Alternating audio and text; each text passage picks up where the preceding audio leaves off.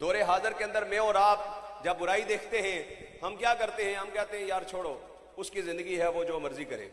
हुजूर सल्लल्लाहु अलैहि वसल्लम ने इसकी इजाजत नहीं दी। हुजूर का फरमान है और पूरी उम्मत के लिए है, किसी आलिम को हुजूर ने मुखातिब नहीं किया। हुजूर ने फरमाया तुम में से जो कोई भी बुराई देखे उसे चाहिए कि वो अपने हाथ से उसको रोके।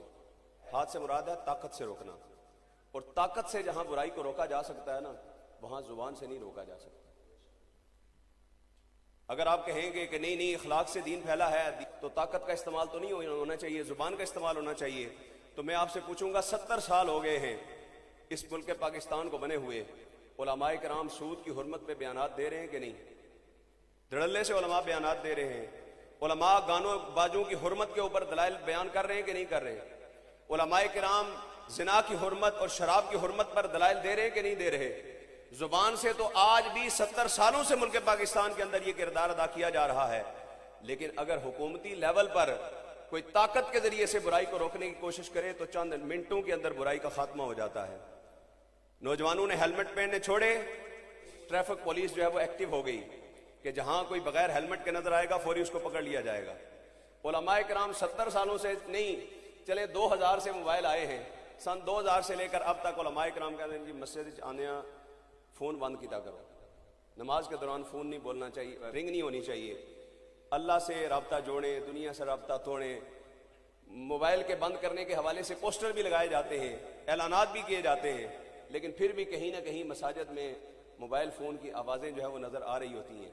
लेकिन गवर्नमेंट की तरफ से एक रूल बनता है तो कोई बाइक आपको बगैर हेलमेट के नजर नहीं आती, कोई गाड़ी आपको जीटी रोड के ऊपर लाइसेंस के बगैर नजर नहीं आती। इसका मतलब यह है कि ताकत से जहां बुराई को रोका जा सकता है वहां जुबान से नहीं रोका जा सकता।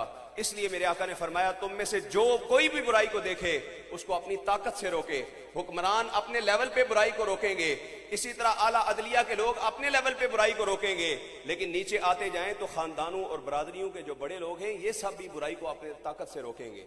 वो हमारे बुजुर्ग जो इतनी सी बात पे नाराज हो जाते हैं कि शादी का मेरे को मशवरा नहीं किया, मड़े को मशवरा किए बगैर इस शादी करा ली है, या मड़ा कार्ड का ना नहीं लिखा, इतनी गलत है। जेडे असां बुजुर्ग जेडे नाराज हो गए उनको इस बात पे नाराजगी क्यों नहीं होती कि जब शरीयत इस्लामिया की खुल्लम खुल्ला खिलाफ वर्जी की जा रही होती है, जब बेपर्दगी आम हो रही होती है, वहां खिलाफ वर्जी कहां क्यों नहीं करते? वहां गैरत कहां पर चली जाती है? जब गाने बाजे सरेआम बजाए जा रहे होते हैं तब जिनकी ताकत है अब वो जुबान नहीं इस्तेमाल करेंगे, ना ना ना, जिनकी ताकत का इस्तेमाल का हुक्म है उनको हुक्म ही यही है कि वो ताकत से इस इख्तियारात इस्तेमाल करें। इसलिए हजरत अबू बकर सिद्दीक रज़ी अल्लाह तआला अन्हु के जमाने के अंदर जब मानिईन ज़कात पैदा हुए, जब मुनकिरीन इस्लाम पैदा हुए, जब दीन इस्लाम के बागी पैदा हुए, तो अबू बकर सिद्दीक रज़ी अल्लाह तआला अन्हु ने जुबान से उनको नहीं रोका बल्कि ताकत के जरिए से उन तमाम के खिलाफ अलम जिहाद बुलंद किया है। खत्म नबूवत पर हमला हुआ है तब ताकत के जरिए से अलम जिहाद बुलंद किया है।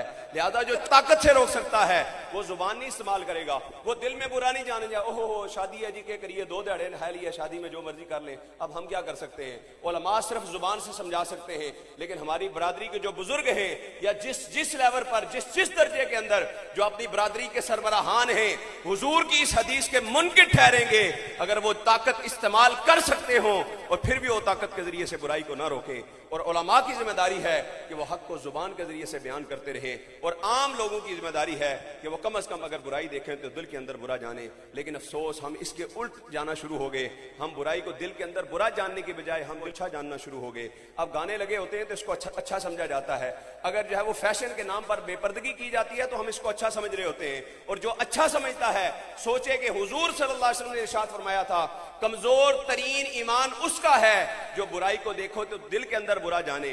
तो जिन दिल के अंदर अच्छा जानना शुरू हो गया है, जो तालियां बजाना शुरू हो गया है, जो अप्रिशिएट करना शुरू हो गया है, जो माले और दौलत सारी की सारी उस बुराई को परवान चढ़ाने के अंदर लगा रहा है, बताओ फिर वो ईमान के किस दर्जे पर है?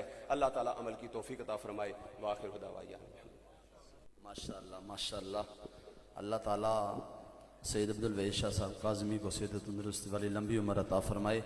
बहुत अहसन आपने पैगाम दिया और यकीनन ये पैगाम हर घर के लिए है, क्योंकि हर घर में जो बड़ा है उसकी जिम्मेदारी है।